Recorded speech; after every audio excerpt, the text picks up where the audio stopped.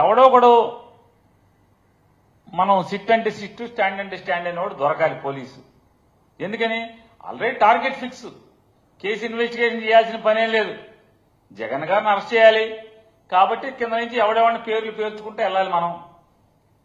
ఆ గడిలో జగన్ గారిని గడిలోకి తీసుకెళ్తాకి ఎవడెవడు పేర్లు రాసుకుంటే వెళ్తుందో రాసుకోవాలి పేర్లు.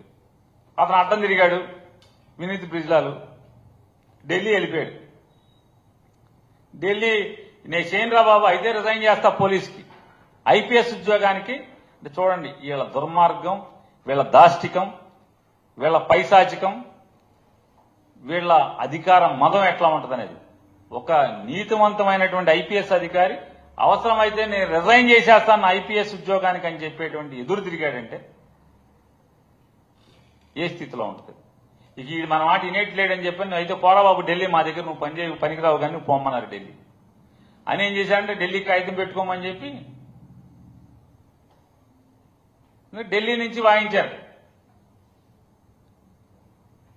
అరే బాబు నువ్వు ఇదేంటి బాబు ఐపీఎస్లు రాజీనామాలు చేసే పరిస్థితి, సీనియర్ డీజీపీ క్యాడర్ రాజీనామా చేయటం ఏంటి అని మాకు పంపించండి, మేము చూసుకుంటాంలే కానీ మీ దగ్గర మీ మాట వినపోతే మీరే అలరైపోతారని చెప్పి ఢిల్లీ నుంచి తలంటితే, సరే నువ్వు ఆ రిజిగ్నేషన్ యాక్సెప్ట్ చేయకుండా సరే నువ్వు సెలవు మీద పోమా అని చెప్పి నువ్వు పో ఢిల్లీ పో అప్లికేషన్ పెట్టుకోమని చెప్పని ఈ సిట్టు స్టాండు కమిటీని వేశారు.